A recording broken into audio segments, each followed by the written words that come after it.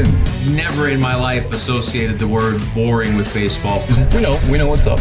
Me? Yeah. Famous? Yeah. And I'm like giddy over there smiling like, we're about to win this shit. Did everyone give you crap? Give me a good host story. I'm not picking it up. We both love the game. We talk about it every day. Getting on baseball. Having some popcorn, you're fooling around your phone. I'd have to wait in line for 3 hours. Hang on, because it's about to be a wild ride.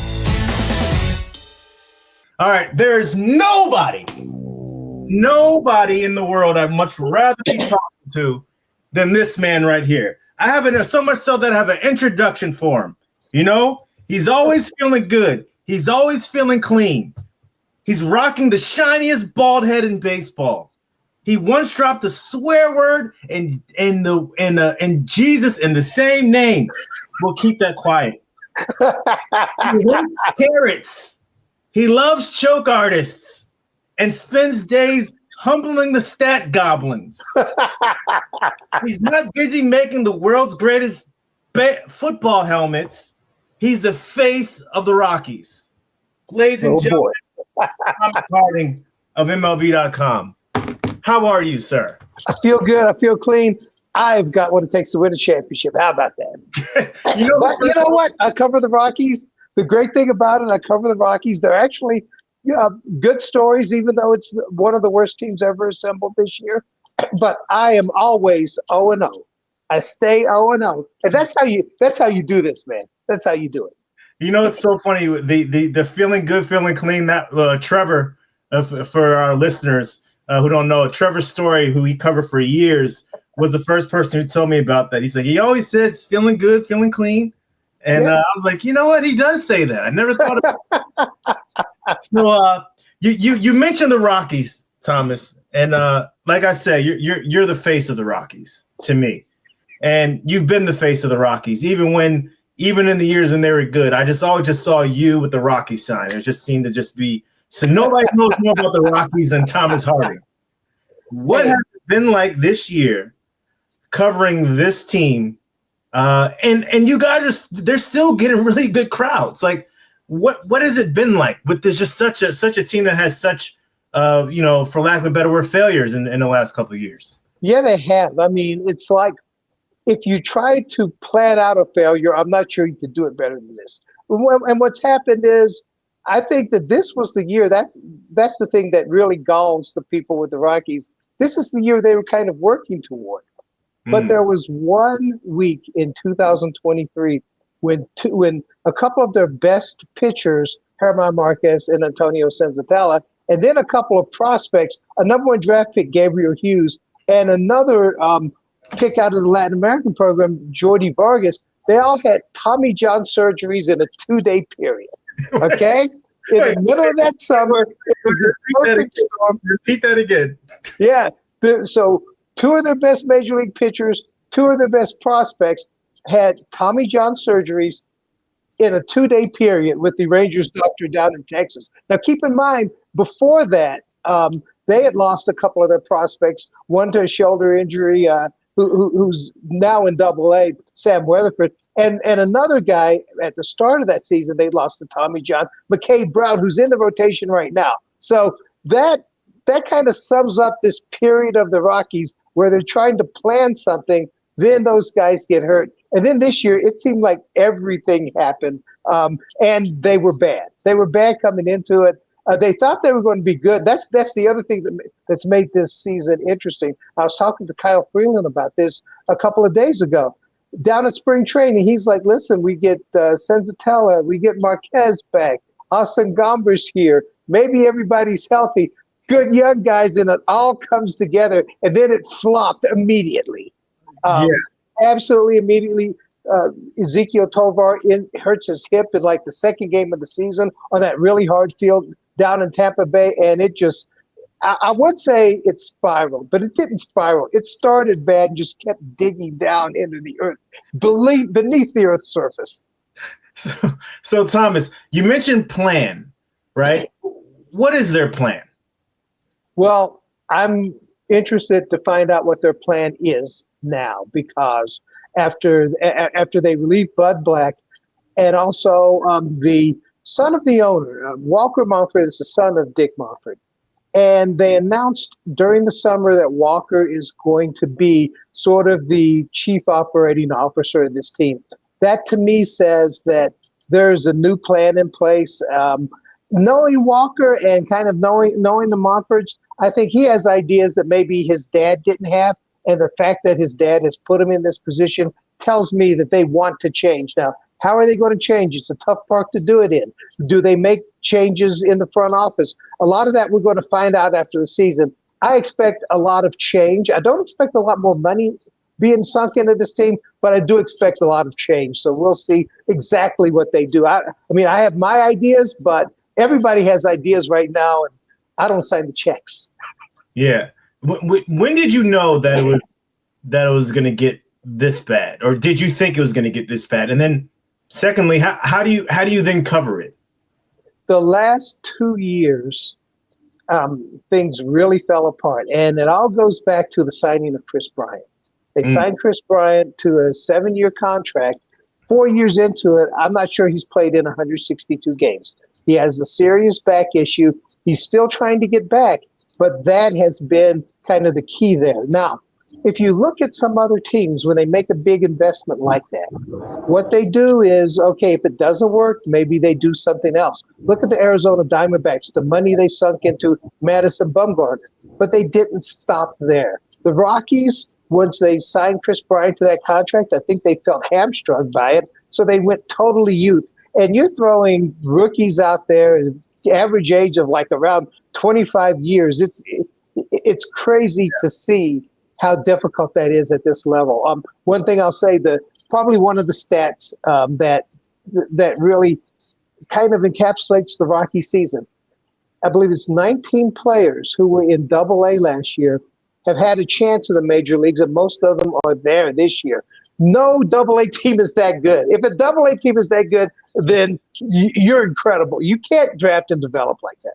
Right. And it's so interesting, Thomas, because I think you're seeing it around the league now, where certain guys they bring up and they know that they're rushing these guys, but it seems like I'll use an example for the Red Sox, and the team I used to cover. But I'm still around them relatively, a good amount because I'm still in Boston. They brought up the guy Christian Campbell, right. And it was clear he wasn't ready for the big leagues, right? And now, in the first month of the season, he was great. Then when they get the scouting report and they say, oh, this guy can't hit a sinker inside, they're just blowing him up inside with sinker, and he couldn't hit, and he ends up getting sent down. And never made it back to the big leagues at this year. And for me, I feel like some of these guys, Anthony Volpe being another one, he only played 22 minor league games. Christian Campbell only played 150 minor league games. It seems like a lot of these guys in these front offices, and then just to answer you, this is my long way of getting about it, so excuse me. Seems like a lot of guys in these front offices sometimes do so much to be right all the time, instead of doing what's best for the guy and having him be in Double-A, Triple-A, because a lot of times what I see is you can sort of ruin a guy, right? There's that short period of time where if you leave him up too much in 2 weeks too much, like he might not ever recover from that. Do you see that with the Rockies at all? Well, that's part of it. And one of the things that when I was talking to Buddy Black earlier in the season, and really over the last 2 or 3 years, we had several conversations where it was clear this team was getting younger. But he would look at me and say, you can't put all rookies in the lineup. Well, there were a number of games this year where Mickey Moniak, who had just turned 27 during the season, was the oldest player in the lineup. There was one lineup where Kyle Farmer at 35 was out there, and he looked around and he goes, I'm 12 years older than the next oldest guy. So now the example you gave, okay, imagine 8, 10, 12 players like that on one team at the same time. Now, it could work out eventually, but it often doesn't, and there are guys that may come up, go down, and never really develop. Yeah. Were there any guys on the team that you think, or any of those guys that you mentioned that were on the team this year, that you felt have the potential and could have benefited more from being in a double A or triple A versus being at the big leagues and trying to develop there?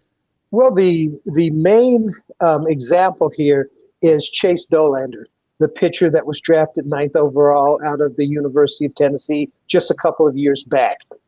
Spring training, they bring him to Major League camp just to see where he is, and it was clear the stuff is very Major League. The ability to spot pitches was not Major League, okay? So the idea was to start him off in AAA, and I'll get to that in a minute because that's, I think, another issue with the Rockies, but they put him in AAA. He makes one start. Austin Gomber gets hurt, and he's in the major leagues, okay? We spent spring training finding out how not quite ready he is. One start into his AAA career, he's part of the rotation for like 19 starts. I do think that if you are good, and for a guy like Dolander, who is a top-notch talent, you will survive this. But he had to go down during the season. He came back, was a little bit better. At the end of the season, he ends up hurting his knee. The other thing that's shown up with Dolander is that stuff. You can tell the stuff is really good because on the road, he is a very good pitcher. At home at Coors Field, where maybe you needed a little bit more development time or you needed just to get used to the place, his numbers are really bad. Yeah. So he's the prime example for me on a guy that, imagine if he had come up in June instead of in April. Yeah. That's it. Now, with the Rockies, there's another thing going on. They play at altitude here. So it's really hard to gauge how a guy plays at altitude versus on the road.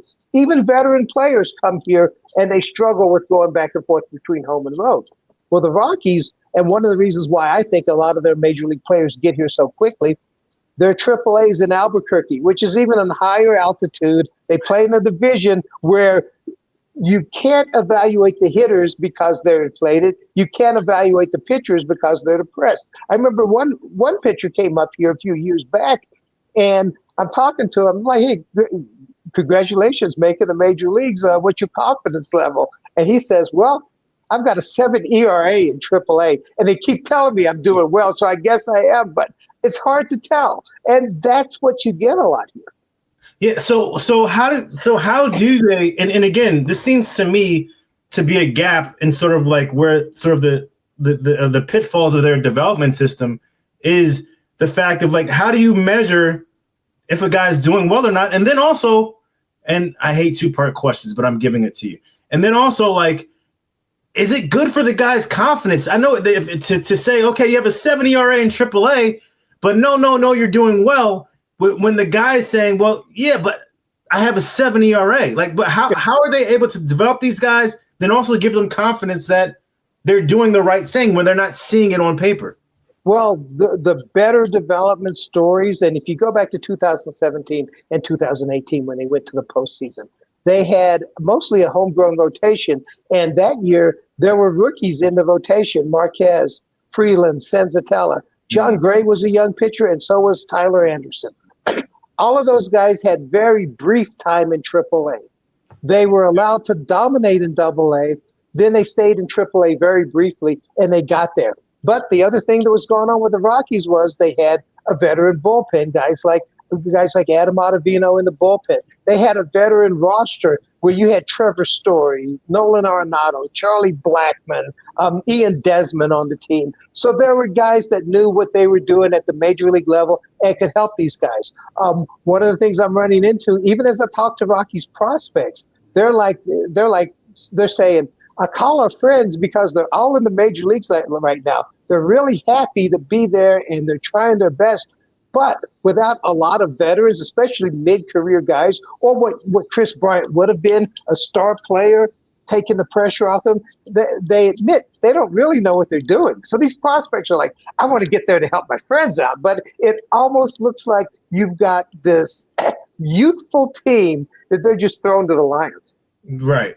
And I remember one time when I spoke to you, it was this summer, and I called you and I said, hey, Thomas, where are you? I was like, oh, I'm watching the Portland Sea Dogs. I'm like, Portland Sea Dogs? What are you doing on this way?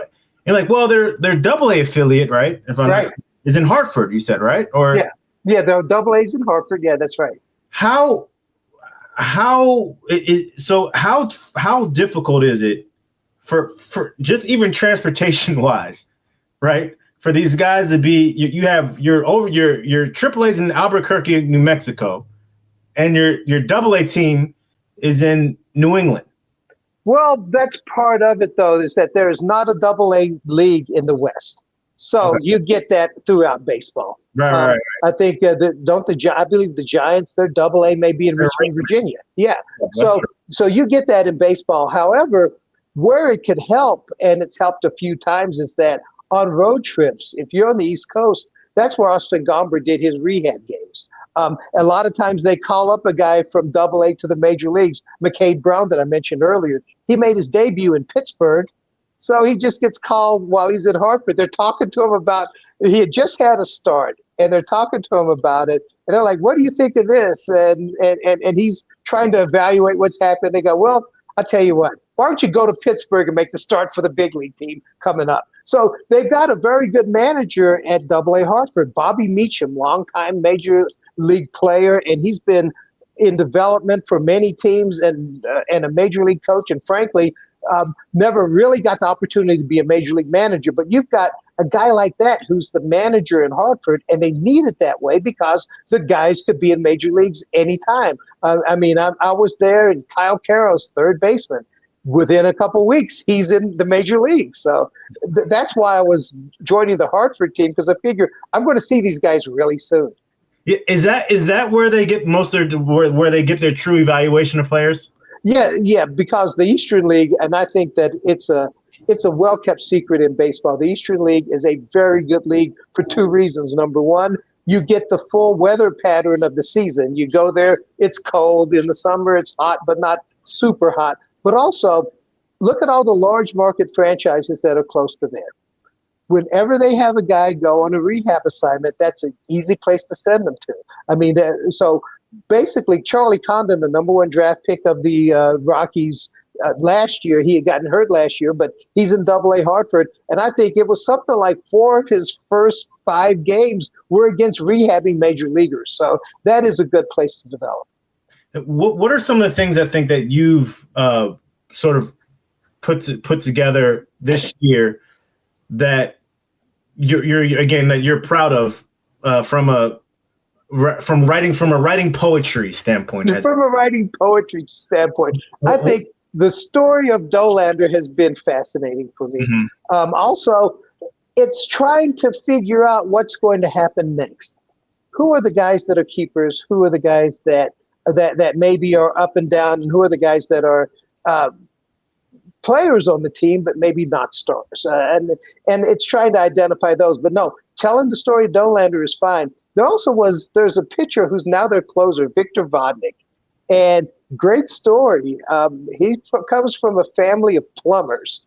He would be the 3rd generation plumber, but the story is even better because I talked to his grandfather, and his grandfather, whose dad, by the way, had a shot to sign way back in like the 40s or 50s, whatever it was. He had a shot to sign, but he hadn't made any money, and he decided to work in a factory in Wisconsin. So he doesn't sign a contract, doesn't get a chance. Now, maybe he wouldn't have made it, but he doesn't get a chance. Well, grandfather moves to California, joins I'll call it a motorcycle club, the Mongols.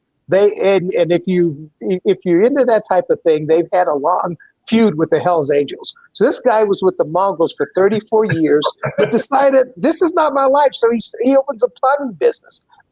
His son, who is Victor's dad, as a teenager was a pretty good ball player, but he also wanted to be cool. He wanted to impress the girls, and he kind of wanted to run with the Mongols, but the dad convinced him, no, go into the plumbing business. So he goes into the plumbing business, is a real success. Victor is a good player.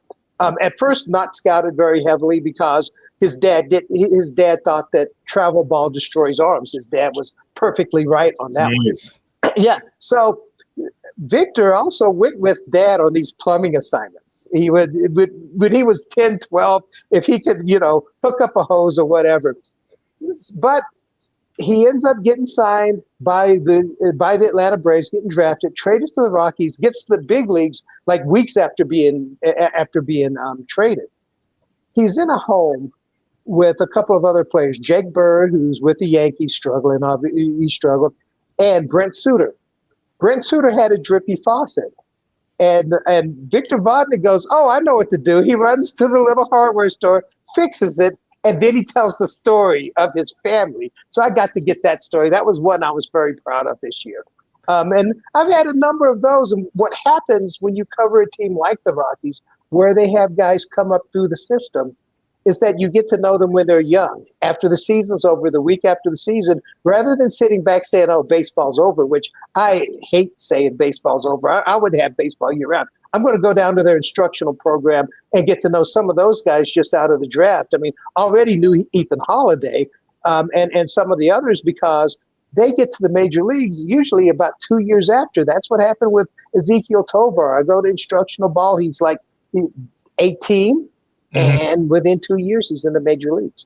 Yeah, that's so fascinating. So let me get this right. So where did plumber guy where did he play?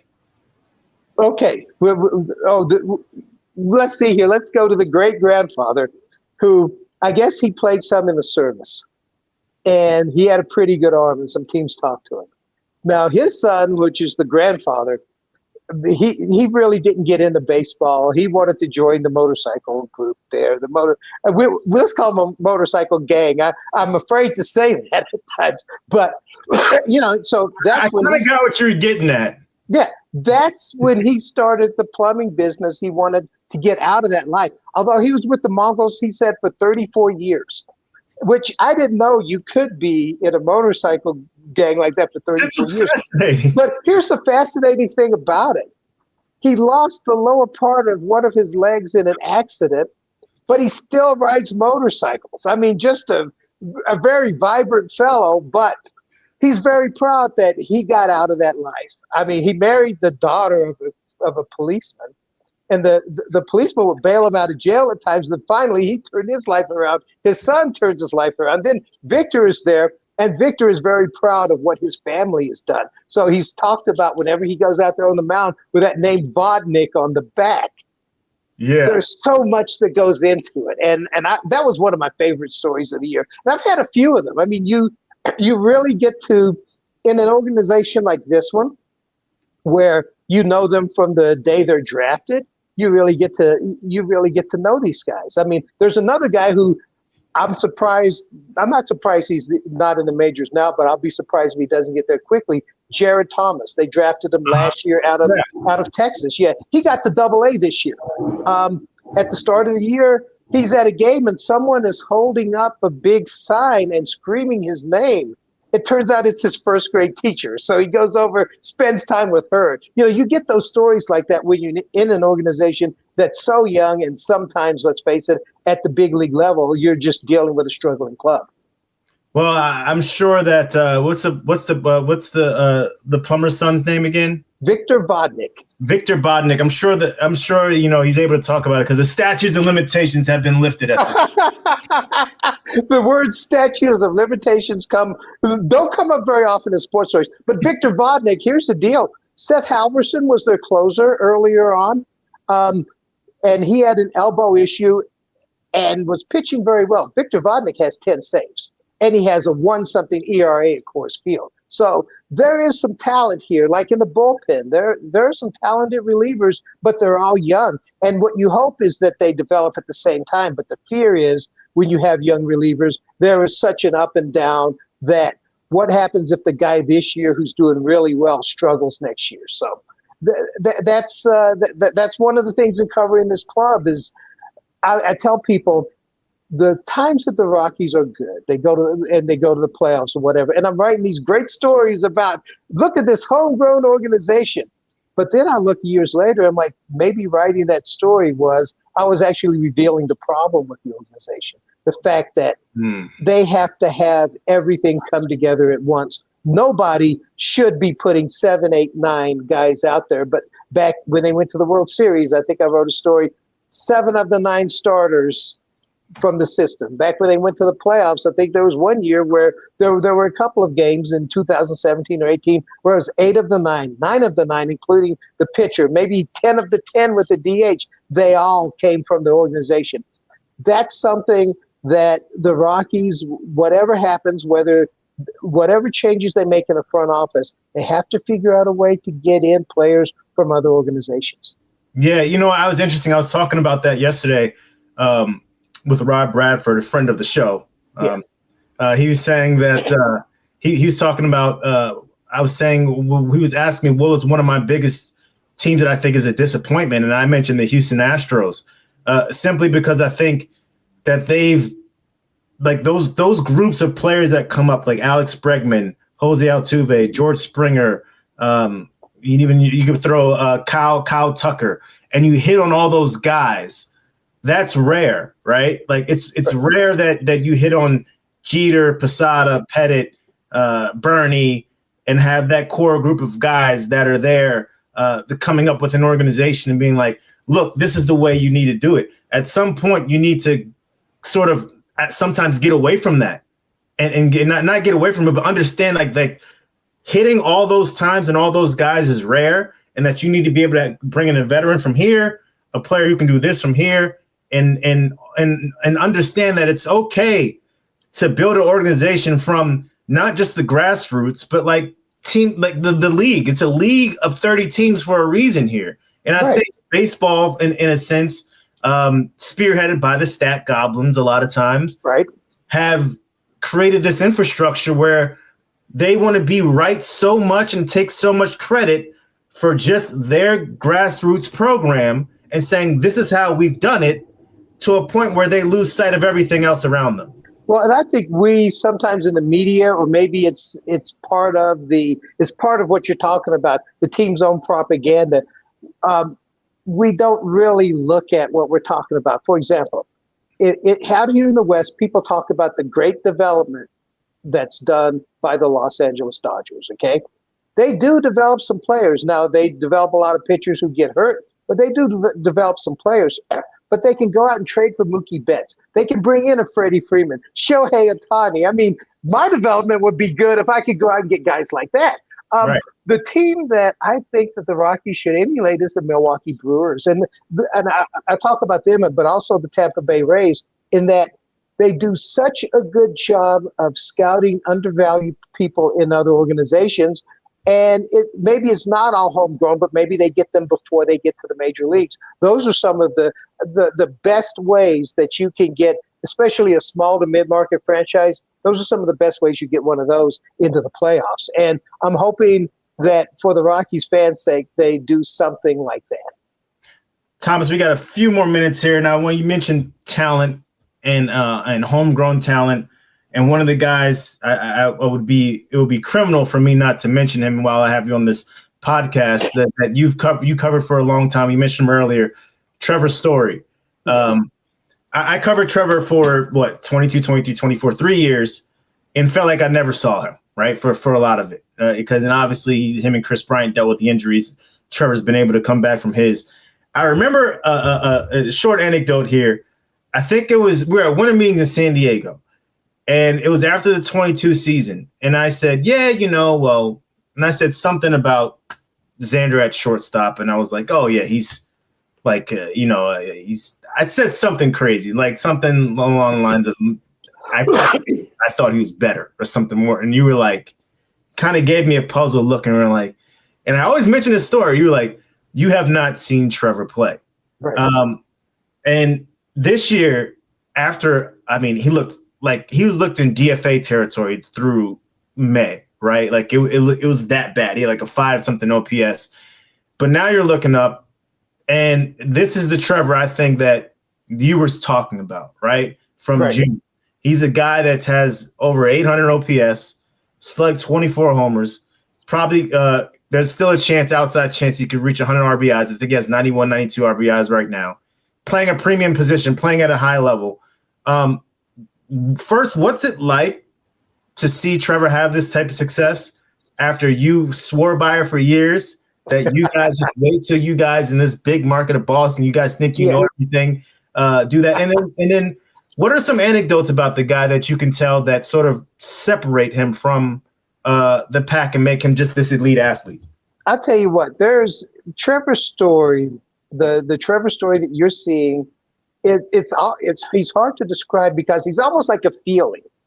If you've ever covered maybe or watched the wide receiver that he's going to get open and score the touchdown, or the soccer guy, he's going to, like Ronaldo, he's going to get the goal, or Steph Curry, you just know that he's going to make a bunch of three-pointers and this game is going to change. That's the way it feels when Trevor Story is playing like that. I mean, there are times when obviously you can't manipulate it and make him bat in the key situations, but it seems like he's always coming up and he's always coming through. He's a quiet fellow, but man, people react to him too. I think you're seeing that in Boston. It's something that we've talked about, I know, on a number of occasions, where he can be a quiet leader. And I know he's worked hard to be the type of player that rubs off on other guys there.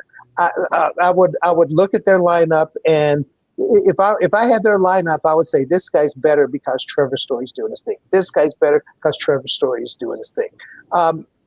It's incredible, isn't it? Yeah, I mean, look, Thomas, you hit it on the head. Like, he's basically the only guy that's been coming through for them. I mean, for a while, and it's hands down, like, not even close. Even when Roman Anthony was there, I know we got caught up on all this stuff. Fine, Roman Anthony had the bat. But nobody does what this guy does at shortstop, right? And nobody does what he does at shortstop, combined with the offensive power that he brings. I mean, look at most shortstop his age right now that are playing. Carlos Correa moved over to third base, but with the Twins, he was a mess, right? I think that was sort of the comparison.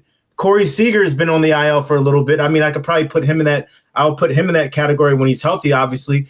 But you're just looking at the trajectory, or just the list of shortstops that are out here, and it's a short list of guys that can do what he does, provide the elite athleticism that he has, provide the power, that skill set that he has, the hit for average part, because that's coming alive now as well. I mean, hands down, he's been their best player. I mean, I know Bobby Witt is a lot younger, but if Trevor were a lot younger, that would sort of be my comparison to him in the way he's playing right now, just for me. Well, I talked to some folks that had worked out with guys with those guys, and they said the only guy that physically could do more in the weight room than Trevor Story is Bobby Witt Jr. So you're talking about an incredible physical person there. But what I like is that he's getting a chance to do this. If you go back, some of those guys you mentioned, Seager, Correa, Javi Baez at that time, they were all part of this great shortstop class. And look what they've gone through. A lot of them have gone through injuries. A lot of them have gone through some disappointments. Seager got his World Series, but he's had the injuries. Trevor Story, it's so good to see him healthy, because, okay, this is what you were looking for. He went into free agency hurt with the elbow situation. You guys watched that in Boston. Now that he's healthy, this was the guy that when he was going into it, I'm like, I like Lindor, and I think Lindor probably has performed better than the others, but Trevor Story was right there with him. I like Corey Seager. I thought Corey Seager would be the one to move positions. I guess we'll see as he gets older. Correa's had to move, yes, but I love what Trevor Story looked like going into free agency at his age, and although it's kind of a roundabout way to get there, I'm glad he got there. And lastly, just on him, what were some of the things that you saw early in his career that you were like, it's different? I remember you mentioned the spin throw that he had, yes, shortstop, and that's something that you saw him do. But what were some of those things that you saw? I'll tell you, the spin throw, going to the middle to field a ball, it was incredible. He can go to his right and do some things. Troy Tulowitzki was the best at going away from the field and making a play. Trevor Story's the best at going to the middle. The double play turns are just so athletic with him also. And when he comes in on the ball, it's like, he's a big fellow there, but he's flexible enough. He makes the plays. I mean, defensively, that's it. Offensively, it's when the swing is on, and it's just hard to describe, because when the swing is off a bit, like at the start of the season, he can really spiral. But all he needs to do is get there's something in the swing angle, whatever it is. And usually it's him knowing what he's, knowing what pitch he hits best. Once he knows it and can do it physically, he goes on these crazy tears. I mean, we saw it when he first came up, where he had an incredible spring training, and then he starts his career hitting home runs off of Zach Greinke and everybody else that goes out there. Even when he struggles, you know that turnaround is in there for Trevor Story. For sure. Well, Thomas, I'm going to let you go in 1 minute, but I listen, another thing that would be criminal is if I didn't ask you. For all that I know, Thomas is the pickiest eater that you ever met in your life, right? Going out with him and ordering something is just like it's just an entire experience within itself, because he's like, can I have gumbo without the rice and no crab in it and no sausage? Wait, no, we're not going that far. But if carrots are involved, okay. No. So typically, we do these rapid fire questions, right? Yes. With 30 teams, where Rob asked me something about the 30 teams. So I'm gonna give you I have made up a list, a rapid fire list of food or of that all you have to say is, if you're gonna eat it, you say like yum or whatever. But if you're not, say and like never, I would eat that. So there's 30 things for 30 teams, rapid fire. All right, let's go. So the first one, carrots. No. Yeah. Chitlins. Yeah. Although there is a history, but they have to be doused with hot sauce, which I don't like. So, yeah. Hog jaws. Ew. Pig's feet. No possible way. Oxtails. Yes. Collard greens. Yum. Mustard greens. Yum. Fried chicken. Yum. Black eyed peas. Yes. Gizzards. Yeah. Liver. Yes. Catfish. Yes. Rocky Mountain oysters. Done it once, never do it again. Frog legs. Yes. Escargot. Done it twice, may never have the opportunity to do it again. Sushi. Oh, yes. Octopus. Not my favorite. Oysters. Yum. Sardines. Yum. Anchovies. They're okay. I can go I'm with it. shocked. Salmon. It depends on whether it's cooked or not. Cooked, yeah. Raw, yes. Tofu. It's an invasion. Tofu's an invasion. Cottage cheese. Yes. Blue cheese. Yes. Under most circumstances, I'm very picky about that. Believe it or Candy corn. not. Yeah. Cold hot dog straight from the package. Bleh. Pickled eggs. At times. Sausage. Depends. A Denver omelet. Yeah. Beef tongue. Ew. Thomas Harding, ladies and gentlemen, the champion of the world. Thank you so much, sir. Thank you for having me, man. This has been beautiful. Absolutely beautiful. It's so good to be on your show here. We need to do this more often, don't we? Definitely.